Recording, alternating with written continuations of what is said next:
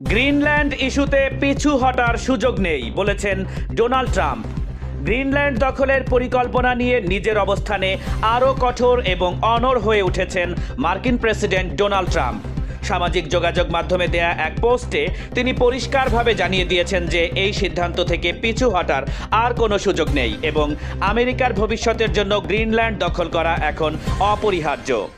White হাউসে এক সংবাদ সম্মেলনে গ্রিনল্যান্ড দখলে তিনি কতদূর যেতে পারেন এমন প্রশ্নের জবাবে ট্রাম্প রহস্যজনকভাবে বলেছেন যে সময় হলে সবই জানতে পারবেন এবং এমনকি দ্বীপটি দখলে সামরিক শক্তি ব্যবহারের সম্ভাবনাও তিনি সরাসরি নাকচ করে দেননি।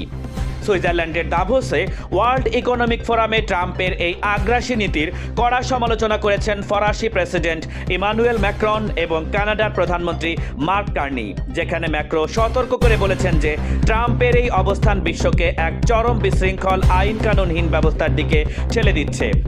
আজ বুধবার ট্রাম্পের দাভোসে পৌঁছানোর কথা রয়েছে, যেখানে গ্রিনল্যান্ড ইস্যু নিয়ে একাধিক গুরুত্বপূর্ণ এবং উত্তপ্ত বৈঠক হতে পারে বলে ধারণা করা হচ্ছে।